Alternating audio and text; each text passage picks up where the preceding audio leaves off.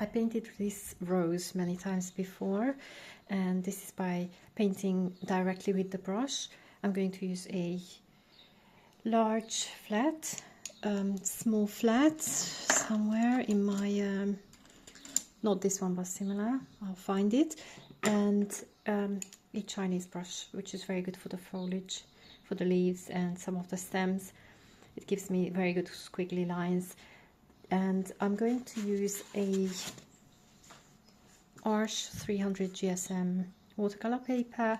That's about an A3 size, and my usual palette. So this is without any pre-drawing. I'm just going to start with the brush, with these two brushes. I already did a color testing, so I'm mainly going to use one of the opera rose or permanent rose with a bit of Naples yellow, maybe a bit of Indian yellow for the flower, maybe a bit of Pyrrole red or one of the reds to darken certain areas, and then I'm going to use lemon yellow and ultramarine for the stems, maybe a bit of burnt sienna as well, and maybe a bit of other Indian red as well. We'll see which one suits most. Let's start this project. So I'm going to start with the top bits of the flower. For that, I start really light. I just want a pale. The petals on the top half are very, very pale. So just a touch of the opera rose. I put some on my palette, but then I wash out my brush and just sort of move my brush around, and I get this very pale wash.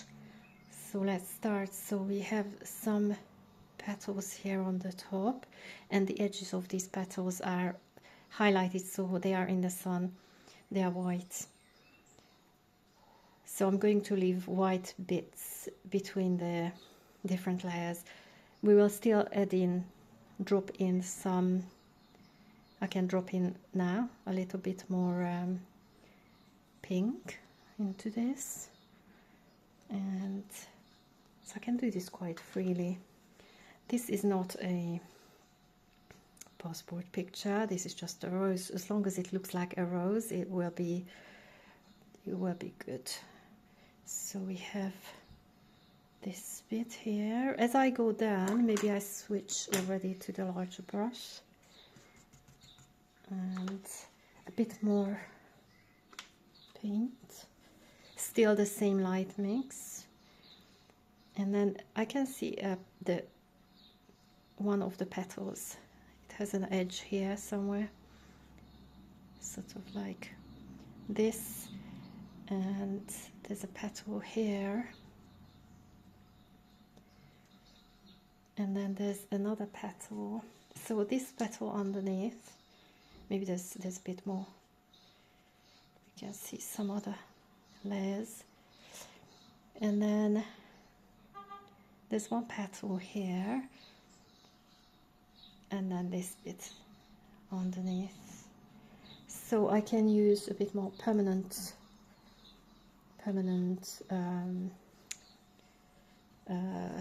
rose, and maybe I'm now mixing in a bit of Indian yellow, but probably more rose than yellow. And into this previous layer I can drop in some of this color, so it kind of diffuses. It's very nice. We want it to keep it really wet at this point. Maybe I can soften some of the edges if I just wash out my brush, dab it off a little bit and soften those edges. Maybe they're just very watery edges. And then as I go down, this part, this petal has a highlight on top, and it will end in this sort of where the bud was coming from. And then there's another petal going sort of this way, and then so we can perhaps darken that even more. This is still this is still just permanent rose, so it gives me this kind of peachy pink appearance. So I can drop this in, I can drop some of it in here, maybe some here, and then now there's a bottom petal here going down. This is a bit darker, and then there's a petal here that goes like this. But I'll wash out my brush a little bit, because let's draw this with a very light wash first. Some parts of this petal is very, very light. It's I can just do it with some water and some Naples yellow, lots of water. Maybe even this is a bit too dark. So there's the petal going this way, and then it goes out sort of this way. If you use, I'm just using a previous painting as a reference, so maybe it's worth using a photo as reference rather than some previous painting, because then you can see the details a lot more. Let's just say, so this is my petal. Just get some tissue, and then we'll be dropping some darker colors into this now. So I've now established the shape of my rose, kind of, if I'm happy with it. Am I happy with this? Let's see. That's this bottom bit. Maybe I can bring this out a bit more, and this down a bit more. Oh, maybe, yeah, maybe like this. So now I'm going to use a bit of, let's try Pyrrole red or any dark red. I could use maybe some Windsor red even, and a bit of, maybe a bit of Naples still. Naples yellow makes it a bit less bright. So I can see some of these reds here in the bottom parts. You could also use something like quinacridone red. So this petal here is quite light, it's sunlit, so maybe I can dab it off with a tissue, as long as my tissue is clean. So maybe some parts of this is really, really light, and it gives me this variation that makes it more believable that it's actually a flower. So let's see, maybe some of this has that color, and then we have a really dark bit here. If I wait a little bit, I can add some more darks in. Let's wait a little bit and come back to it. So the dark area, which is just here, I mix some ultramarine with some of the red and just a touch of burnt sienna. So let's see what it does, if it's good enough for us. So we said this darker area, and we want this to blend in. So I apply this while my painting is still quite wet, and then perhaps I can add even more of this red red and pink. I want a good consistency. And then let's touch this in. So it's a bit red there. Maybe it's a bit red here. A bit here. And yes, some bit there. At this moment it doesn't look very much like a rose, but when we paint around it, all of a sudden it will come to life. So while this is drying, instead of painting in the background straight away, you can switch to this Chinese brush, and let's see if we can add some foliage, add the stems and some leaves. So for this I'm going to clean my palette. So I'll mix some yellows and blues to get the green foliage, leaves and stems. Let's try some lemon yellow and some, maybe this is too much. It's very, very tangy, so I'm going to add a bit of quinacridone gold. Will warm this up. It will also turn down this very tangy. It gives me more like a sap green color. I think this is good enough for me. And another thing I will do, add a tiny bit of pink.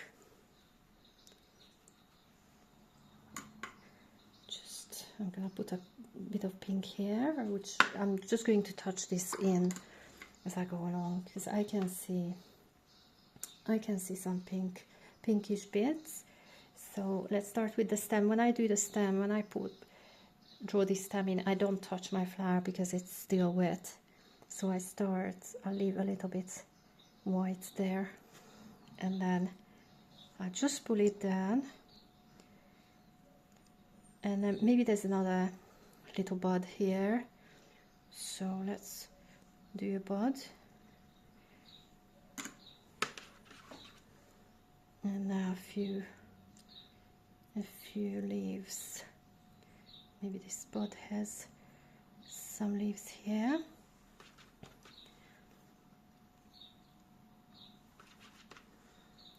So maybe there's one leaf here. See, I'm just pressing down this brush with lots of paint in it, and just trying to create a leaf that looks like a rose leaf. And I don't mind if it doesn't fill the entire paper. In fact, I quite like it if it's got these white bits in it. They're more believable. And then I can connect this to the stem. Maybe there's another one. Doing the same thing, just put it in a point, press it down, and my leaf will be there. It doesn't have to be a complete leaf, because as you know, you might see some broken ones, you might see some behind a highlighted one, so it isn't always complete. A bit more, maybe let's add a bit more pink in it. And I can also go back and drop this in. Okay, I think I need to darken this green. So ultramarine and quinacridone gold. A bit more ultra. When I'm mixing, each time I touch a bit of paint, I put it next to the previous mix, because I can then just dip my brush in the previous mix and use that as well. And I'll touch this. Maybe it's a bit darker here. So I want the same watery appearance on the leaves as well. Maybe I'll do this side here. Maybe this leaf. There's a small leaf there. Maybe there's something. Maybe there's some leaves here. See, I'm touching the previous mix. Maybe a bit more water. So this consistency is like a I would say double cream consistency for the leaves I'm doing now.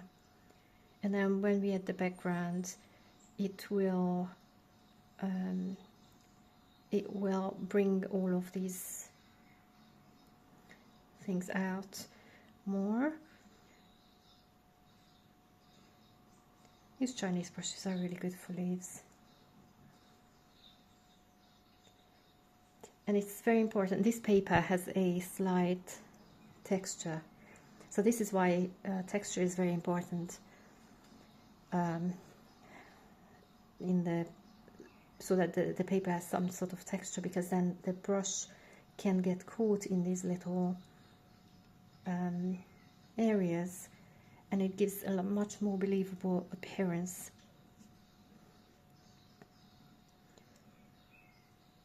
Maybe there's one leaf there. These don't have to be perfect, and we can just play around with this as much as we want until we get a composition which we find pleasing enough.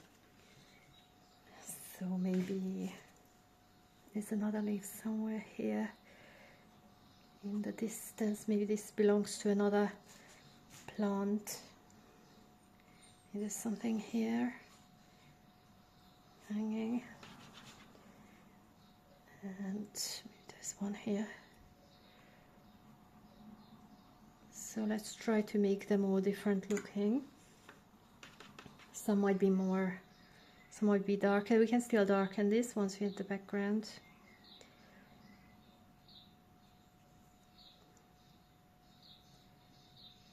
And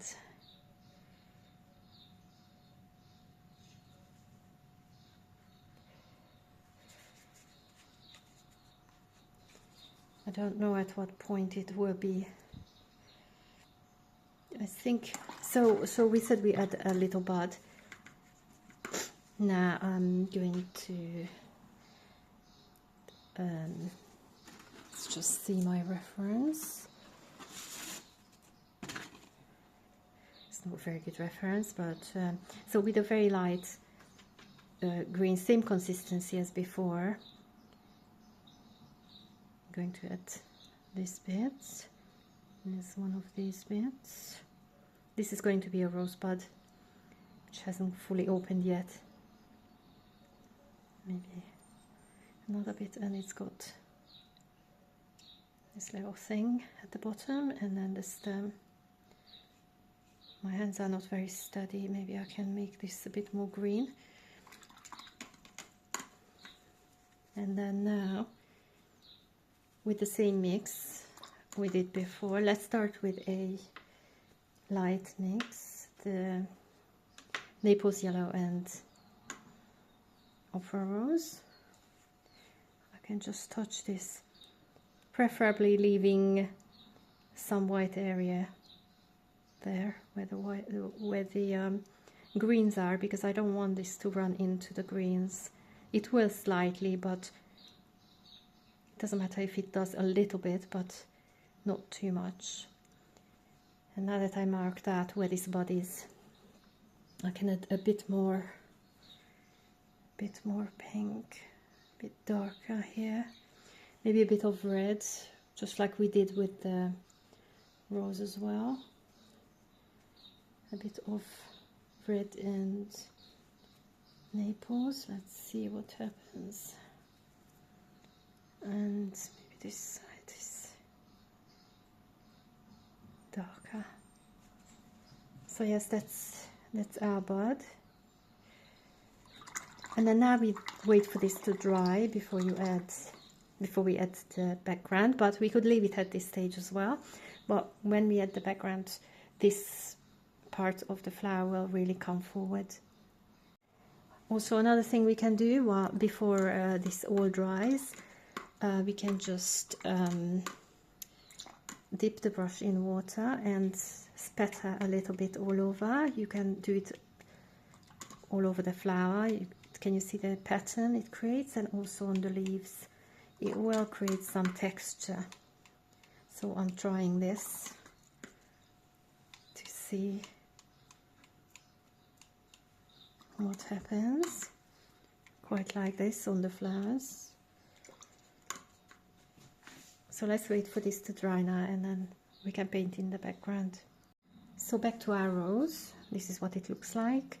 It's still not completely dry, but it's still dry to the touch in the middle and some of the leaf areas, but that's okay because I don't mind if some will blend into the, or bleed into the, run into the background. First of all, I've got clean water and a clean palette because I'm going to wet this area first, only up to, carefully leaving out some of the top bits of this rose where it's got highlighted petals, so I don't go down all the way down to the color edge on the top. And I just come down to here, and I also wet this top half. So this background will be more of a neutral grey in tone, and I'm going to use Payne's grey with some other colors mixed in. You could also use something like ultramarine and burnt sienna mix. So I'm just going to bring it down to here, down to here, down to here, nice and wet. This is lots of water. I applied loads of water because I want the paint to move around on this and bleed into this whole thing. So let's try some Payne's grey. Maybe I can add to it just a touch of the previous colors, such as my pink, and let's try a bit of the this warm quinacridone gold. Actually, it's quite nice. I like this. Perhaps we'll use that for the leaves. So let's touch the paper with this mix, so leaving out the top areas. So I'm just going to drop this in. I could also drop it in such as this, or do spattering. So I want quite a good depth of color, quite a good sort of darker tone. At this point it's going to be light. We'll go over this again here as well. So we can start with a lighter tone. We can go around these leaves, and let's just, I'm really trying to make a very thick mix now and go back into some of these areas. This will look a lot lighter once it dries, so that's why I'm using quite a strong mix, because from experience I know what will happen once it dries. It just ends up a very pale grey.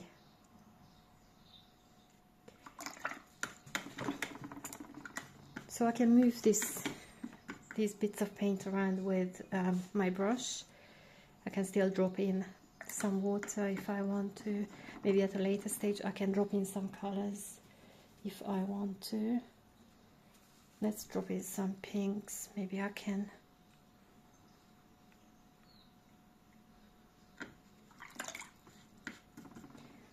drop in some yellows. There could be some leaves in the distance, maybe down here. And then down here, as I continue, I will switch to this yellow green, gold green. I don't want to fill every bit of white paper at this point, so I'll just go around the leaves.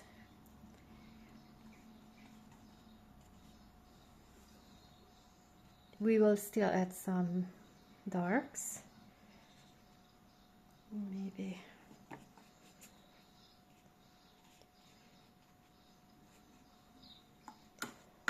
These could be some distant rose bushes, but we can't see them because they are in a distance. And here's my bit of tissue paper. It's always good to keep at hand. So maybe I decide to wipe off some of this. It's too much for the eye.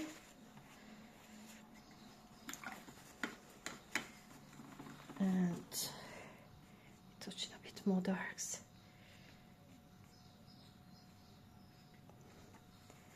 And then also in this green area I can drop in some, let's try to drop in some pinks. There could be some other roses in there somewhere. So let's see, maybe there's some here.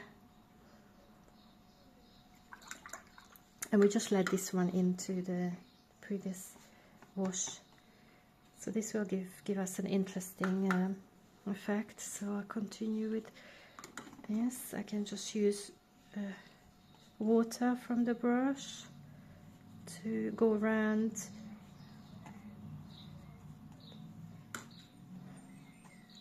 I could have done this layer first and then add the darker leaves. So it doesn't matter which way around, we'll do this. In fact, in my previous painting I did it slightly differently. So now we can still drop in. Let me just clean this slightly. I'm gonna wipe off some of this color from the palette. When I paint flowers, I like to keep my palette quite clean so that I can keep adding those bright colors without them going too gray. So let's try some. Okay, let's stay with the same color combination. So I want a more bluey green. So maybe there are some leaves in the distance that we can't see, we can't make out, but we know they are there, and they just appear quite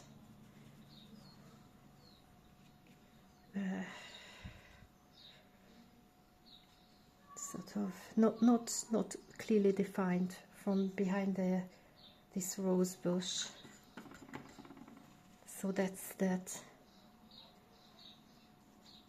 leaf. And then now some of these leaves could be darkened as well as the stems, but to do those last touches, maybe we'll wait for this whole thing to dry. And once again, at this point the paper is so wet. It's you can see the paper is too wet if it's still shiny and the water is still running on it. Once this shine disappears, we can drop in just some water. We just spatter some water. You can do it with your fingers, just this. You can do it with a brush, such as this, and that will give you a nice texture. You can also spatter a bit more paint, a bit more pinks, maybe somewhere here and there, a bit more yellows. So let this dry for a minute or two, and then I'll splatter some water onto it. So a couple of minutes have passed. Let's see. I'm just going to dip my fingers in my water pot, like so, and let's spatter some water. These are great for textures. It just makes it look a little bit more interesting. I can do this on the background as well. So previously we did similar spattering on the flower, which sort of disappeared. You can still see it a little bit, which is just enough. And then now we do the same on this area. Now let's wait for this to dry, If you feel you don't have enough texture, you can still wait another couple of minutes and repeat this process again and see what happens. So now that the painting has dried, you can actually see that some of those quite intense dark colors dried a lot lighter.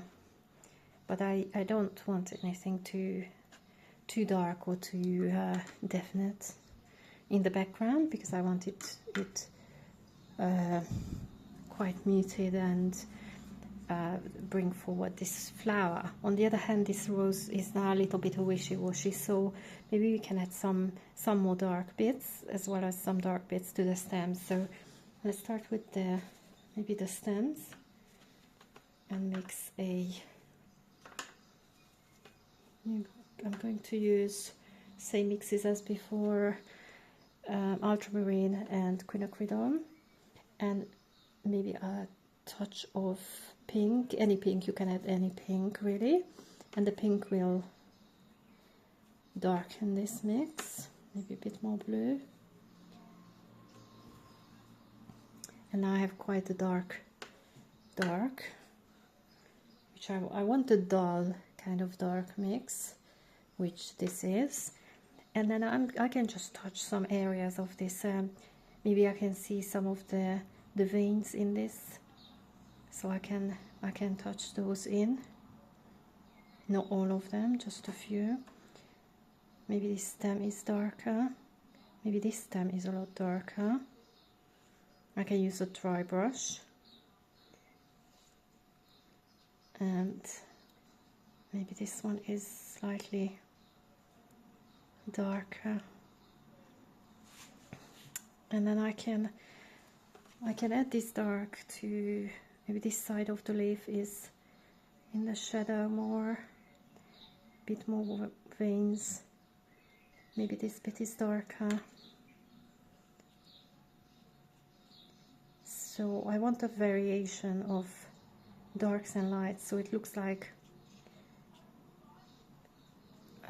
the sun hits some parts of the leaves.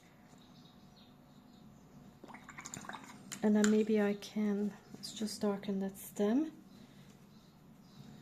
Yeah, this is quite a dry brush for the stem I'm using, so I'm just pulling it down, and I'm using the Chinese brush again.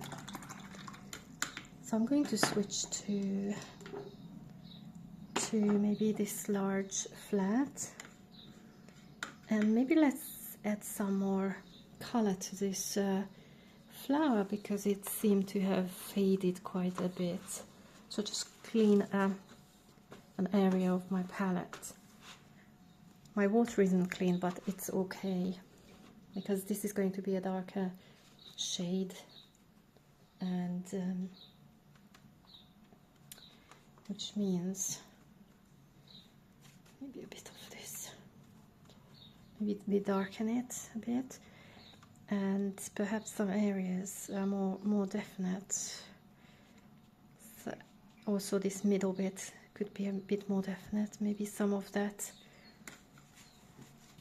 You can see some of the light bits are sunlit, and some of these areas are more in the shadow. Not too much, just a little bit. And then there's let's just switch to this. Let's do this central bit, the dark central area again. So maybe some red, blue, burnt sienna. Let's see what happens. Yes, I like that. So with a darker area here. And then now it's more 3D, if you know what I mean. You can touch some of those areas. My flower is more alive, because during the drying, when you put on the first wash, you just cannot tell sometimes how it's going to dry. Also on the bud, let's put a little bit of bit more color. so that it looks more alive. With this pearl red. Same mix. Okay, so it also looks more 3D now. See, it's the green a little bit run into the pink, but that doesn't matter. It actually it's quite appealing when these little accidents happen. So I would say I'll finish here. This is my final piece, but you could be working on this more or less, so depending on what your aim is, but this is just to show you how to paint a very simple rose with a very simple technique by mainly drawing with the brush, which is a good way to learn watercolor painting, because we don't always want to use pencils or depend always on the pencil, so we should be able to draw with the brush the same way. I hope you enjoyed this tutorial and thank you for watching.